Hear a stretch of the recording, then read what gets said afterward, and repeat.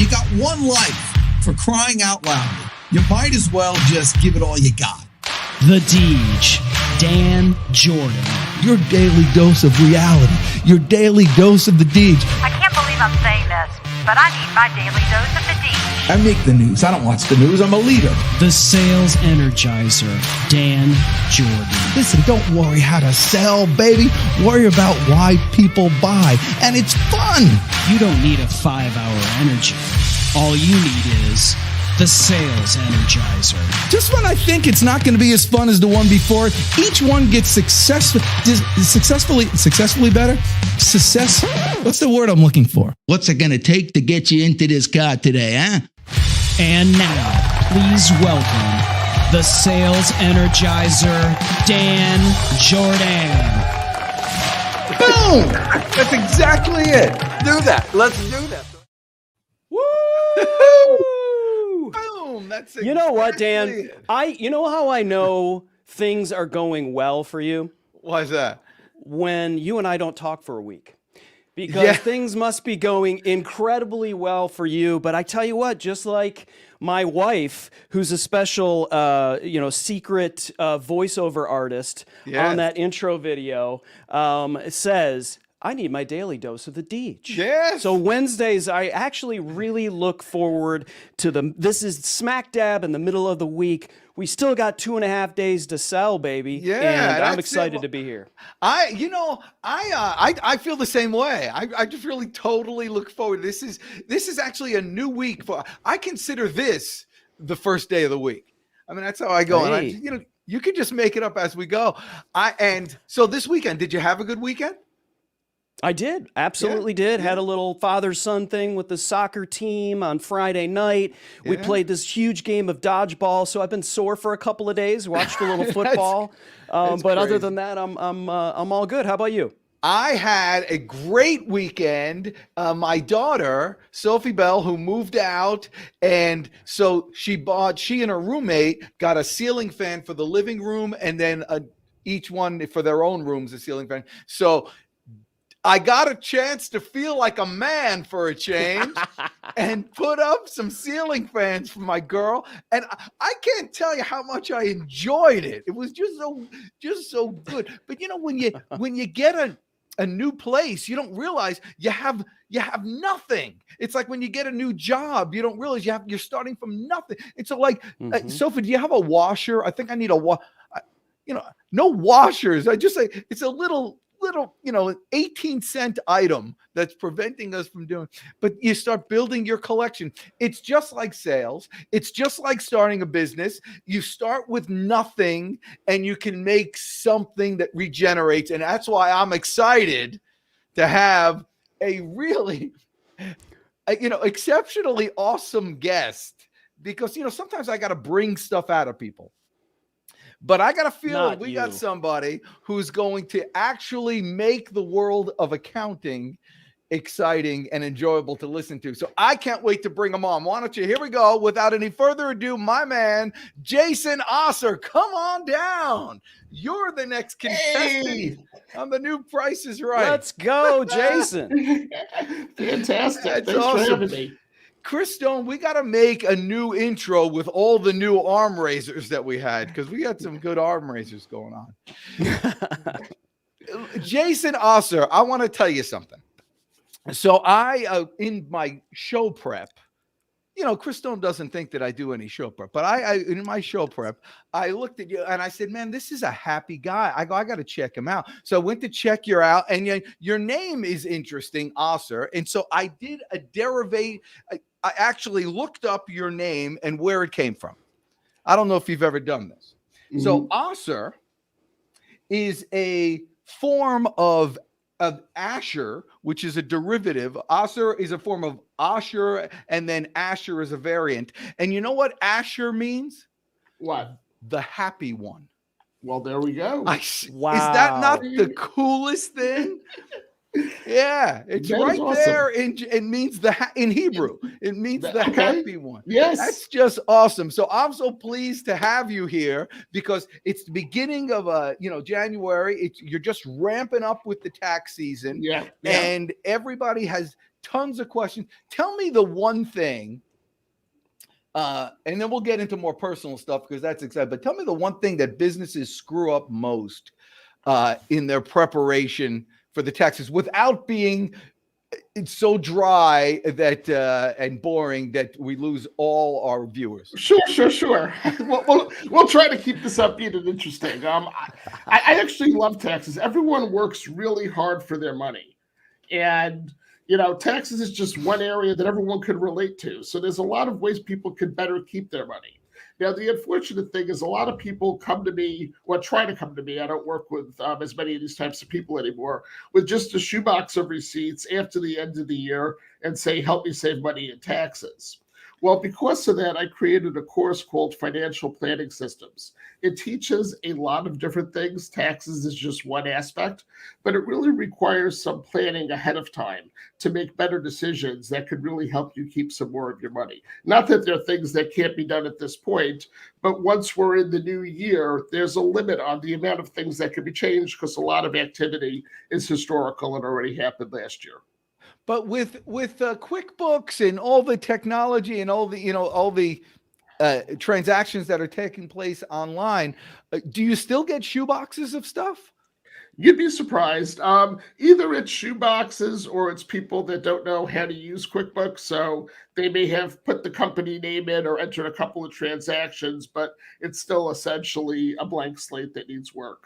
And, those types of clients, unfortunately, this time of the year, we're too busy to help right away. So they would usually go on extension and we'd help them a little bit later in the year when we can.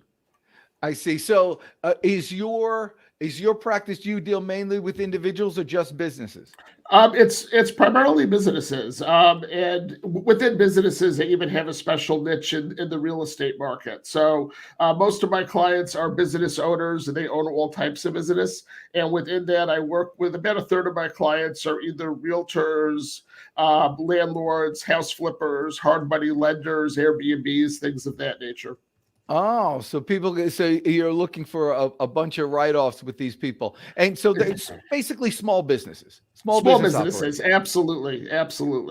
And you're a small business too. Absolutely, I am. Yes. So here's the question. I looked on your website and I see that one of your employees is your daughter. Yes, she is. And how the heck does that work? Well, it's very simple. And broaden it, please, too, because a lot of people are working with family members and have challenges. Sure. And I actually love that you bring that up. And a little bit later in the show, I created a webpage with a couple of videos with tips on them. And one of those tips with the free video for your audience goes into hiring your family in a little bit more detail. But as a small business owner, if you have a job that needs to be done, you're able to hire your family to do it, assuming they have the capabilities of doing it. Now, I'm very fortunate. My daughter is brilliant, and she goes to a local college here, George Mason University, and she's studying accounting. So she's actually a perfect fit. So she helps me out in the business. She helps me from organizing my records to emailing customers to getting in touch with them to doing some basic bookkeeping and things of that nature. So if you have a child that is able to help you, and helping you is kind of a very broad sense. I mean, you're in sales. One of my favorite things in the DC area, late at night, if you're ever up watching TV at 1, 2 in the morning and they have these old shows on, one of the commercials that I always see is the plumber. And whenever the plumber is there, he does an advertisement at the end of the commercial, and the entire family is there and they're waving. And it has everyone from the 2-year-old, grandkid up to grandpa who's 91, and everyone's smiling and waving, please use my father. And I'm thinking, wow, they have a genius accountant that they're working with. Because it's very possible that some of those family members might be on payroll and their job might be as a spokesperson for the company or to do advertising for the company. Kids today, they're brilliant at computers. You may have a 13-year-old, they know more about computers than I'll ever know. And they may be able to help you with social media or organizing your website or doing whatever needs to be done. As long as there is a legitimate expense that you'd have to pay someone else for, you could hire your children. And here's where one of the tax saving tips comes in. If you hire your children, you can pay them up to $12,550 this year and probably not have to file a federal tax return for them. So let's say that they do enough work where you're paying them $12,000 and you could justify paying that as a reasonable expense for what they're doing. That's a deduction for your business. So your business is saving in taxes, and it's likely they may not have to pay any taxes and file a tax return. That's if they're they're not 18 years old. That's correct. If they're under 18 years old as a child, correct. That's right. Yeah, well, old school, that happens all the time, but it's just called cash. But then again, you can't deduct that. But I mean, people do that all the time. Is that a challenge for you? People paying for their, private school for their kids through their business? Well, private school for the kids for the business, that's something completely different. But this would be documented. It would be on payroll. They'd be getting a regular payroll as other employees would. And one of the little secret benefits of this is, depending on how they're set up, and a big part of what I do in the financial advising course, financial planning systems, is understanding different types of entity and what is the correct entity for your business. And that's really crucial as part of planning. And again, taxes are just one aspect of that. But depending on how you're set up, if you're set up as certain types of entities, you may not even have to withhold Social Security or Medicare tax. So it's very possible that the child may be able to have a check and have no taxes withhold if things are properly planned. Oh, so like if it's an LLC and you give a distribution, it's not payroll. Right. Well, it wouldn't be a distribution. It would actually be payroll through an LLC through your child. And it depends on how the LLC, it depends who owns the LLC, frankly. But if you were a sole proprietor, let's say, you can hire your child, put them on payroll if they're under age 18 and they have a job that needs to be done, pay them up to $12,550 and withhold usually no federal, no state taxes, no Social Security, no Medicare. So that's a pretty cool little tax saving. Well, that's awesome. Now, Jason, here's it. Because how long you been doing this? I've started the practice in 2010. So this is the 12th year. 12th year. So are you still looking for new clients, and how do you get new clients? Absolutely. More recently, I've been doing I'm doing more on social media, going on podcast. I'm really telling small business owners that I want to share with them some valuable tips. So I'm giving away a lot of free advice also. If you go to my website, fpsosser.com, which I believe is up there as well, osserfps.com. You can get to it either way. We actually have both names down there. You'll get some free videos. And it gives you a couple of free tips on different things you could do. Two of the most popular are entity selection and hiring your children. So I went into a little more detail there. And then if you're interested in what I presented, you can sign up for a free newsletter and get periodic information from there as well. Just like that. You see, you're like for a guy my age, you are like a whiz with this computer stuff. Did you start out this way? Well, again, as I mentioned, I have a very brilliant daughter. So part of doing what I do is having other people help me with some of this. So now, computers was not my forte, which is why I became a CPA. But as I learned more about it and realized the value, it's kind of utilizing your strengths and realizing what other people can help you with. So I have other people that assist me in different aspects of this. I also have a marketing department that I use for a blog that I put out and things of that nature to help me get that out correctly. Okay, so this is interesting to me. So now people, there's a million accountants out there. Mm-hmm. Yes, this is good advice and all that stuff, but there's a million accounts. You're doing the marketing. People come to you. They like your stuff and all of that. Who does this? Do you ever have like sales calls with these people? Well, what do you do? I would say it's sales calls. This product initially was a advisory one-on-one training, where when I originally came up with financial planning systems, I was working with people one-on-one. It was usually about 6 or 7 courses that were usually about an hour in length. And we'd go through them together over a month to 2 month period of time. And frankly, I had so much demand and we got so busy doing this. And a good friend of mine began doing things, shooting videos. And he said, this would really be a great video course where you could help a lot more people. And I realized, I said, yeah, you're right. So we actually shot close to 100 short videos. And they're mostly 3 to 8 minutes in length. And I broke the same course down into 11 chapters of the videos.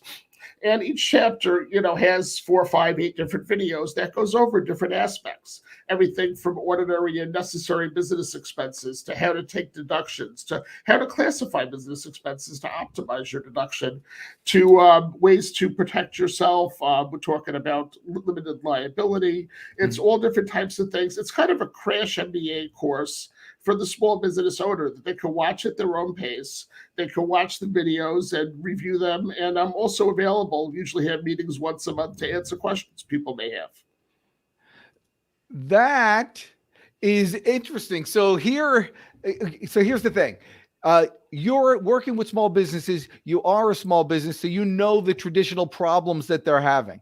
What's a big one? Like what's a story that you could share with us, which is kind of typical that could help us all out? Sure. So basically, I work with all different peoples at different levels of business. Some are true entrepreneurs and they do everything. Others are people that, are thinking of starting a business, or they may be working at home and have a full-time job and are saying, should I do this? You should really do what your comfort level is. So for some people, it's dipping their toe in the water and starting something slowly and seeing how it goes. And I work with other business owners that are into a little bit of everything. I personally myself am into different things. I've had various businesses in the past. Once upon a time, I even owned an embroidery company. So, did you? And yes. That's actually how I started. What would you make? Schmatters? Little things? I would do everything. So basically, I graduated college. I got a job in corporate America as an accountant. I was a controller. I ran companies, and I basically got burnt out of the whole situation. I said, I just need a break and do something else. So I ended up purchasing an embroidery company, and I just took the plunge, and I actually built it up. And I was just selling, shirts with logos and pens with your name on it and cups Hats and whatever. And things like that. And you name it, we did it. Yeah. Oh yeah, that's right. I remember those pen guys would always come to your place. My dad had a butcher shop, and he every year he would get these pens, and he goes, I can't say no to these guys. The pens don't even work, but oh man. Yeah. So, and I got fortunate. I built that up and I flipped it in April of 2008. And good for you. And that was right before the housing market crashed and the stock market crashed. It was just dumb luck, but I got out a couple months before the economy went crazy, not in a good way. And then I had to figure out what do I want to do next. And it took me a little while to realize that I really enjoy accounting. I'm just not fit to work for corporate America. I have to kind of do my own thing. So I created a little business, ABC, Accounting and Business Consulting. And I was really doing mostly bookkeeping, a little bit of advisory for small business owners. And while I did that, I was studying for the CPA exam because I had an MBA, but not a CPA.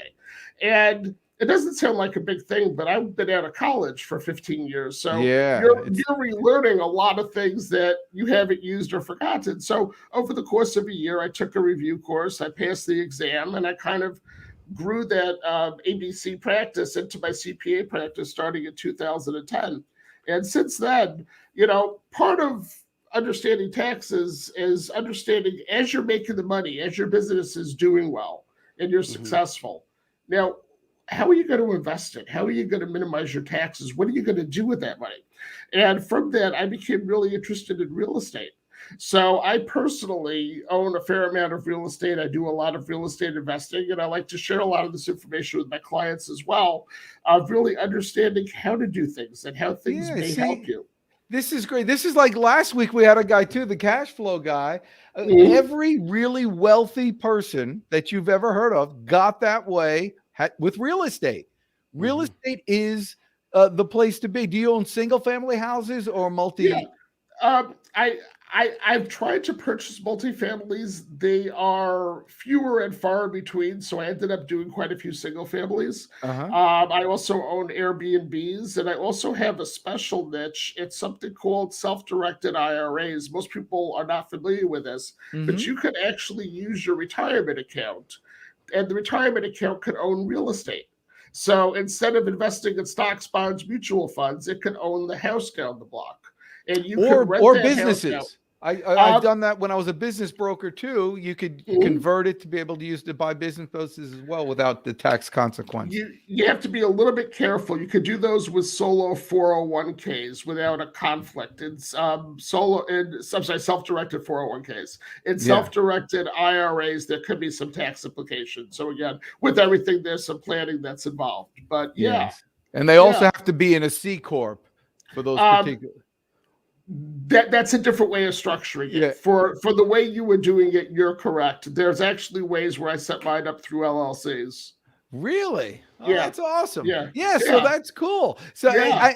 and you could, your clients, you could help them. So you're not just helping them save on taxes. You're helping with the investment in the whole. Well, we're helping them with long-term planning. So this course covers quite a bit. So, I mean, included in that is understanding really how you're being taxed. And I mean, people always read, and I know there's a lot of outrage in the community. If you look at, the Warren Buffetts of the world, the Musks of the world, whatever, and they say that they pay very little in tax compared to what the average worker pays.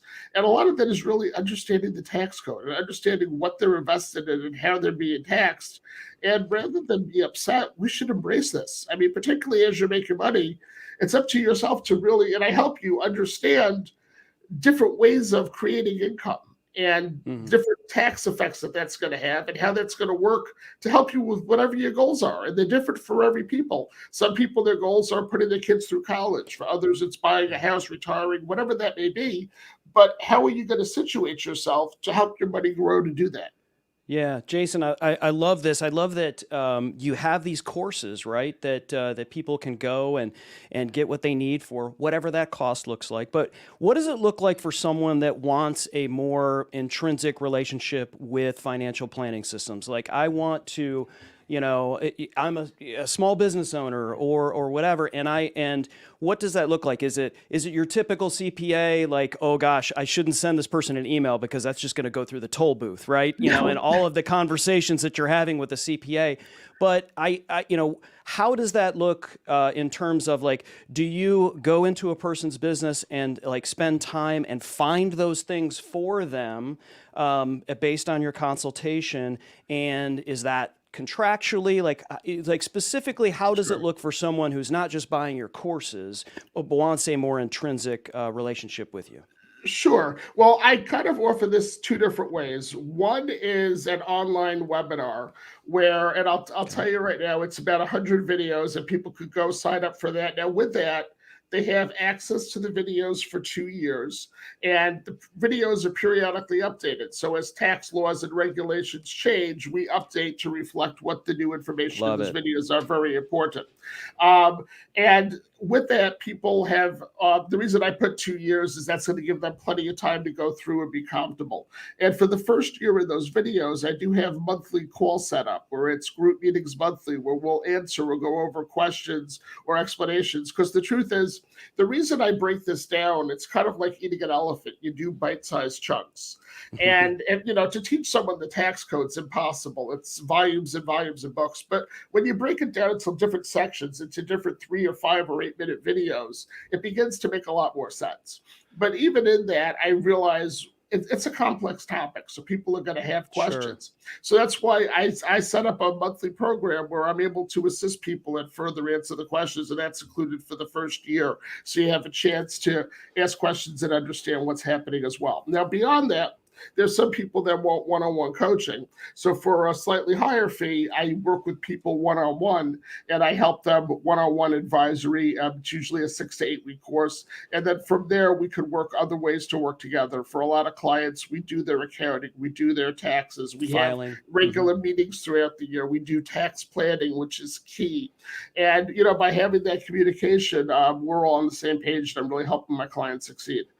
Yeah, Dan, you always say this, that, if you've got the product, and in this case, financial services, and it's you mentioned this earlier, there are a gazillion people who do financial services. The only difference between what they're doing and what Jason's doing is Jason. Right. Yes. And so that's, that's why you're doing the podcast. That's why you're here. That's why all of Dan's viewers and listeners can go, hey, this is a guy. I'm picking up what he's putting down. I'm kind of doing it. What do you consider like you've got any sort of specialty, like your clients and the people you work with? I know you mentioned small business, but are there specialties and sort of niches within there? Because I equate what you're doing in a lot of ways to what I'm doing in the podcasting, live streaming, production business. It's all the same stuff. We have access to the same tech. We have access to the same software, right? But it's those that are not only differentiating yourself like you in terms of being out there and you as a person, but also differentiating themselves in certain niches and specialties. So what would you consider are specialties for yourself? Well, I work with a lot of small business clients, but some of them that I specifically work closely with, people who are in the real estate field, I do a lot of work with. I work with a lot of realtors. I work with a lot of smaller law firms, usually 8 or fewer partners. I work with a lot of people in the service industry, home contractors, electricians, lawn care businesses type things, as well as retail shops. So it's really, and I've even worked with the occasional Mary Kay lady who's very successful. So, I mean, it's, really different. What is taught in this course is, I've been doing this for a while. I have an MBA in addition to the CPA. I really enjoy all aspects of businesses. And everyone can relate to taxes because they feel it. They know if they're writing a check or if they're getting a refund back, and they're either excited or not excited or what may have you. But there's a lot of other important considerations that need to be taken. I mean, in this course, we talk about capitalization. How do you get the money to start the business? We talk about limited liability and how that plays in. We talk about what happens at the end when you want to transition out of the business. How do you make that happen? What is that going to look like? So there's all these other important aspects that really go into understanding how to set up your business, which is part of the entity selection process. And step one is making the money. That's right. I mean, they got to have a tax problem first. And so how does somebody know when they're ready for you? Sure. So most of my clients have, not all. I recently just picked up a very successful client who is opening a string of gyms, who's doing very well, and he happens to be a startup. But most of my clients tend to have been in business for a couple of years, and they tend to be doing pretty well. But they kind of feel like maybe I could be doing better. Like maybe I'm not minimizing my taxes. Maybe there's things going on that I don't understand, because most people are very good who I work with at their profession. They're the best electrician in town. They really are, or they're the very proficient lawyers who are well known. But when it gets to the accounting world, that's not their forte. Right. And I like to team up with people who are looking for help and expertise of how can we do things better, and I work closely with them to help them succeed. I mean, 2 of my largest clients now, one is a well-known real estate agent in Northern Virginia, and the other is a fair-sized law firm as well, also in Northern Virginia. I literally started with these clients when I opened my practice back in 2010. So I really look at maintaining long-term relationship with my clients and supporting them throughout the time, and they know that they can count on me. And to they help grow them. with you. Do real estate agents have like specific challenges that are right because of that industry? Yes, real estate agents have some interesting aspects that they could take advantage of that other professions may not be able to. One of them is called a real estate professional as it relates to buying investment properties.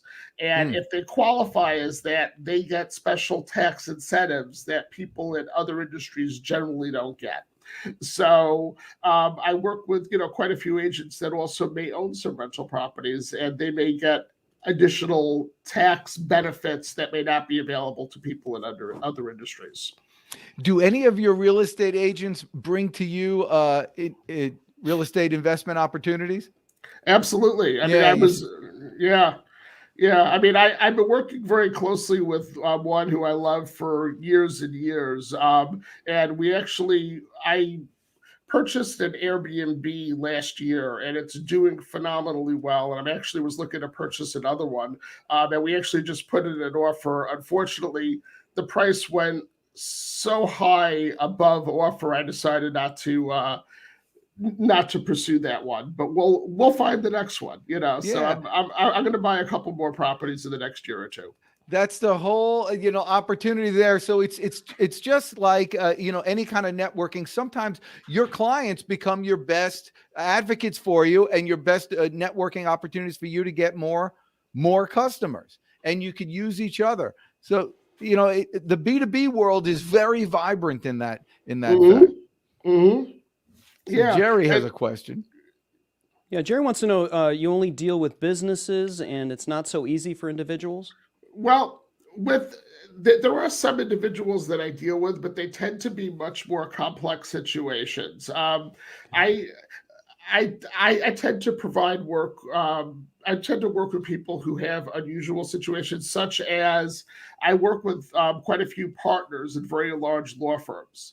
And as part of being a partner with a large law firm, they're usually required to file tax returns in all the states that the law firms are in. So I have some clients that may have to file tax returns in 10 different states, or we'll set things up because it makes more sense for them to do that or not to do that. I work with other individuals who maybe own, 8 or 10 rental properties, and they have things like that are a little bit above and beyond. But for the standard tax return, if you basically have 1 or 2 children, you own a house and have a child in college or something. Honestly, I think there's a lot of people that could do those types of returns. And also, there are not as many tax advantages that, not that there aren't any, there are definitely some things that could always be done to save money in taxes. But once you get into the business owning realm or real estate owning realm, there's other things that could sometimes be done to further help you.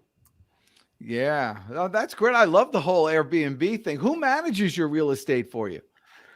We do self-management on it because I live in the DC metro area, and we buy properties in the same area, so we're able to self-manage. And my wife does a lot to help with that. Yeah, that's what I was getting to. The whole life thing. You see, they say that the most, the most money you'll ever spend in your lifetime is for taxes, unless you get divorced, and then you got that going. So how long have you been married? I have to think about this. 27 years, I want to say now. Yeah, 27 years. Yeah, how many kids? Yeah. Two. And I tell them both, if they behave, I'll keep them, and if not, Costco will take them back because they'll take back most things, right? Oh, that's funny. Only kidding. But my oldest, she's 21. She goes to George Mason, and she's doing fantastic. And I have one who's in 9th grade right now. Oh, that's good. Yeah. My parents had we had the gypsy telephone in the car, and so if we misbehaved, she could just pick up the phone. The gypsies will come and take us. I understand. Yeah, I understand. Oh, well, one of the things, I don't know if I ever mentioned this to you. This is kind of a side note, but one of my hobbies is poker. I just enjoy playing poker. Yeah. And I happen to win. I play with a group of people. It's 20 people. And over the season, I won the most games. So I actually won a free seat into the main event of the World Series of Poker. My first time ever there, this last November. Wow. Over 6,650 people, I think, signed up. I came in 47th place. No way. Yeah. That's incredible. It was incredible. I won 136,000, which I shared with the group. I got to keep half of. And Holy.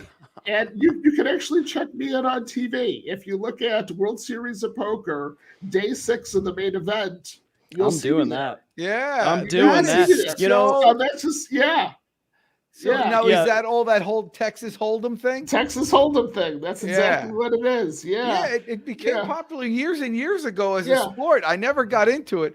I know why. I know why, Dan. I know why he's good at poker. Oh, No, why I know. is he good? I know why Jason's so good at poker. Why is that? Because he's got the ultimate poker face. He's always happy. Yeah. He's the happy one. do. And it's like, you don't know what he's holding. He could have nothing in that hand. He could have a flush. He could have, it doesn't matter. Yeah. He's got the same poker face. He's always happy. I love it. So Yes, are you one of those people? Do you read other people's faces and you're doing that? Why are you so good? I really think I take the time to try to determine. I mean, all the professionals do this, and I'm by no means a professional. There's a lot of really good poker players. I'm an amateur who enjoys the game, but I really take the time to try to understand what other people are doing, and I do the same in business also. And where are they coming from, and how often are they betting, and how often I mean, no one has a good hand every time. So if you're always raising, you're bluffing a lot of the time, And I'm also just looking at different odds. I'm always looking at different odds, different possibilities, and when to make moves. I made 2 huge laydowns in the World Series of Poker. And I happened to show both of those laydowns, and they were massive laydowns. Well, explain to me what a laydown is. A laydown basically means I had a very good hand, but I knew the guy next to me had a better hand. And I knew both times I was right from the expression on this person's face, because he was really upset he didn't get money out of me, and so did everyone else at the table. So after they realized that I was making those types of reads, they were a lot more cautious in the hands they got in with me. So, like I would have a full house and I kind of put him on 4 of a kind, which is incredible, but he had 4 of a kind. So I didn't lose any more money to him. How did he get? I mean, how did you know that he had, just from his expression, I mean, if you got a full house, you got to feel. Yeah, I felt good, but he appeared to be happier than I was, and I'm a pretty happy guy. And if he's happier than I am, I may not have the best hand here, so I'm not going to invest a lot more money at this point. And so when you lay down, you just stop raising, and you just right. So yeah, so I mean, yeah. So at the end, when we showed our cards, I just did not lose a lot of money in either of those hands. Yeah. So how do you handle that nerve? It's like, are you nervous with all this, or are you playing with house money? How does this work? Well, I mean, first of all, to play in this is pretty expensive. I mean, to buy in is a $10,000 buy-in. Okay. Yes. Now I play with a group of people where we each kicked in $1,100, and then whoever won got the $10,000 buy-in, and the other money went for other things. Okay. But so I really invested $1,100 to get to this level. Right, but as you were, 47th. So is it like a round robin type of thing? You keep playing people. Yeah, so I mean, in the main event, have you ever seen the main event on TV? I really haven't, but I'm terribly interested. Basically, it's this. I mean, they're changing the casino next year, but they play it at a place called the Rio, and it literally is just rooms and rooms. Oh, there I am. Yeah, there I am. Osser, look at me there. So, I don't see you. Wait, where are you? Well, my name is on the screen. You may have to go up. I think starting at 12. Well, they'll show me from time to time. Okay, but I'm there somewhere, trust me. So continue the story. And my name's at the top of the screen, yeah. So, I mean, they have so many people that sign up for this that they just have huge rooms, and each room has, I don't know, hundreds of tables in it, and every table, I think, has 9 people at a table. And they had to split it over 6 starting days. I mean, to fit 6,650 people into this. And then, once you get knocked out, you're done. So if you lose all your chips, the game's over, you go home. Wait, did they give you a certain amount of chips to start with? You start with 60,000 chips, and to make the money, you have to be in the final 15%. So basically, 85% of the people leave with nothing, and if you happen to hit first place, you win. This year it was around $8 million, and so I was 46 people away from that.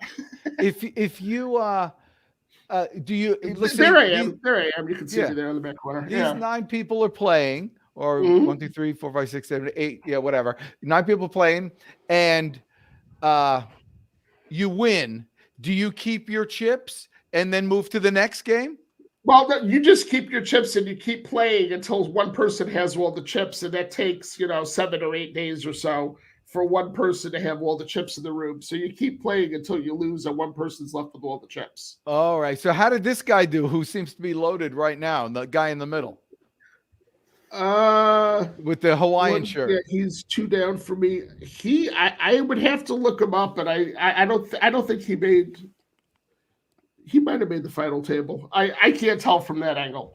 But there's a couple people that made the final table. I know Park did. And he's right there at $8,500 with the final table as the final 9 people. So yeah, but it was a blast. It was something I always wanted to do, and I'm thrilled that I got to do it. And who knows, maybe I'll get to do it again someday. Yeah. So what other things do you want to do with your life? You want to do skydiving or something? No, I'm actually afraid of heights, so that probably wouldn't be the best for me. Are you? I am. Have you always been? Along. Because I used to be able. I used to be able to climb, on a ladder, on scaffolding, on a paint bucket, one leg painting, and now I go on the garage to do something with the gutters, and I feel it in my nuts. Yeah, I know. No, heights in me. I mean, I'm okay with planes. Planes don't bother me, but if I'm, overlooking any type of height, I mean, I was at the Grand Canyon once, and I was way back. I don't want to get anywhere near the edge of that thing. Yeah, that's interesting because it doesn't make sense because it's not like you're going to get to the edge and just say, "Oh, I might as well just jump."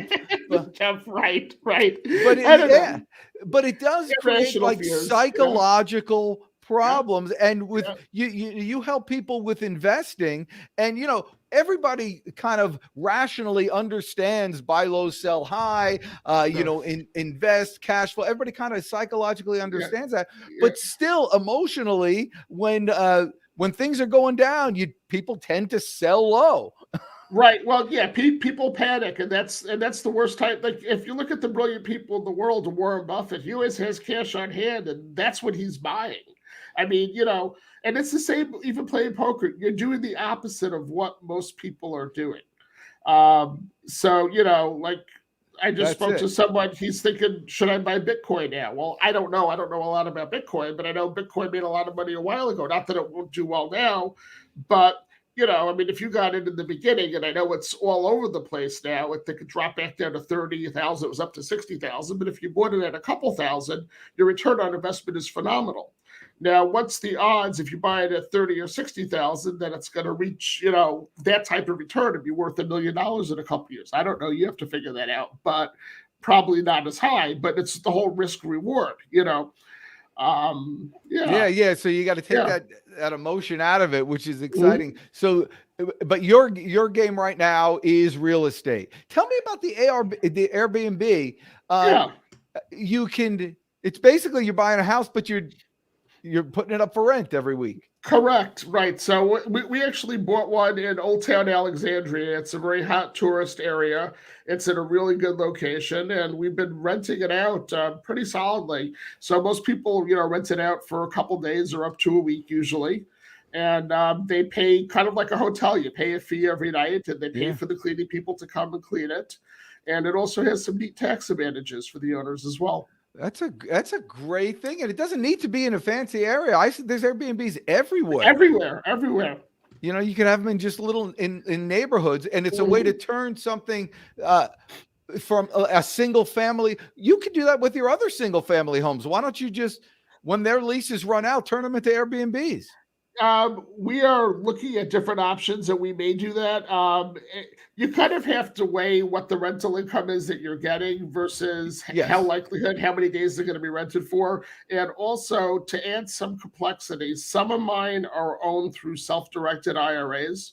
And self-directed IRAs, to run it as a business, may be subject to a UBIT tax. And I prefer not to pay a tax out of my IRA. Where if I could transfer these into self-directed 401ks, which I may be able to, and I'm working on doing some of that now, then I may be able to transfer some of these to Airbnbs. I love the way you say business.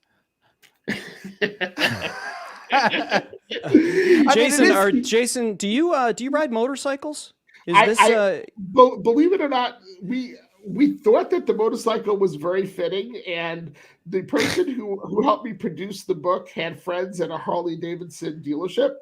And Okay. they actually let us come in, and we did a photo shoot when I did the book, and I had access to all their motorcycles to pick one and to do a photo shoot in front of it.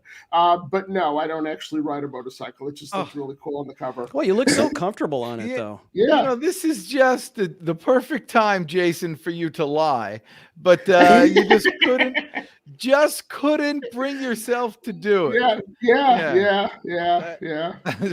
No, it's actually funny because I'm on Facebook and different things, and I have people who are motorcycle fans, and you're like, let's go riding. And it's like, well, That's right. yeah. That's good. Well, you know what? I think it's cool that you have that hobby with poker. You know, too many people can sit around and watch TV all day and just want to kill themselves. And so I think the reason why you're a happy guy is because you do have those. You do have those things. Well, Is this one of the videos? This is I do a lot of training at events. I'm also a spokesperson with Long and Foster, so which is a very big real estate company. So I train a lot of their agents. This was the ceremony. When my book debuted for the first couple of days, it racked up a lot of sales. So I think for 1 or 2 days, I was number one under finance on the whatever Amazon tracks it at when the book originally came out. Yeah. Well, that's great. So what, you're a spokesman stuff. for the real estate people. It's training on what? Well, I do training on tax implications of real estate sales, and also on how to use self-directed IRAs to purchase real estate. And I usually do a tax planning update in the fall to help them understand tax changes that are coming. Well, this is great. And for you salespeople out there who are looking to figure out ways to get more customers, this is what he does. And so he doesn't have to worry. When you're in front of the room, you are the expert. Even if you're saying nothing, but you are the expert. And once once one thing that you say strikes a chord with somebody, you're no longer selling; they're already buying. Well, can you do that for me? Yes. So I used to be a member of BNI years ago, and I know people around the country might be familiar with BNI. And I've always been a fan of their givers gain mentality and to share information, which is why I created OsserFPS.com as a landing page. I'm giving you some really valuable information that I find helps small business owners. And if you like that, please click on watch the videos. If you like, you could sign up, get a little more free information, and then start subscribing. You'll get a monthly newsletter that actually is going to be a weekly newsletter pretty soon that I send out just to help small business owners. And from there, you'll have information of how to find me or reach out if you'd like more help. It's just every time you say business, I start thinking of Yogi Bear and his picnic baskets. I mean, that's what he used to do. Hey, boo boo, let's get a picnic basket. Hey, save some money on your taxes and your business. There's your next commercial. You are just an absolute delight. If I didn't have Don Potts, who's my accountant guy, he does our stuff, I would absolutely be calling you, even if you're in Hell's Kitchen over there in DC. It would be worth the Don, trip. you better watch out. Yeah. And by the way, just so people know, we do work with people all over the country and all over the world. I think last year we filed returns in 40 out of the 50 states or something around there. So wow, we're happy to help any of your listeners who may have But that's great. Assistance. And if people want to reach out to you in terms of just finding out with real estate investing and all that, you're available. But the main thing is you're available on those courses, and you can direct anybody to help, because it's not just what you make, it's what you keep. That's exactly right. And then what you invest to create cash flow, to earn more so you can keep more.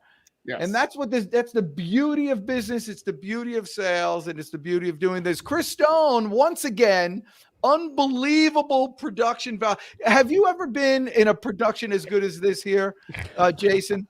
This is fantastic. No, really, I am blown away. I'm impressed. I can't wait to hopefully come back again in a future day to do this again. This is We'll awesome. absolutely do it. Lot It's of all fun. because of C-Stone and because we only get quality guests who could give as well as they get. So I appreciate you so much. And for all you people watching out there, remember, listen, business is as close to God as you're going to get, creating something from nothing. And you can do that by going out, getting customers, earning your money, investing, and making sure that you produce for yourself and your family instead of the government. And they want you to do it. That's why they give you all these incentives, is because they know it's much more efficient for you to get the money directly into the economy by doing commerce locally than it is to go through a big bureaucratic mess and then get back into the system. They want you to do it. Everybody's on your side to earn your money, to keep your money.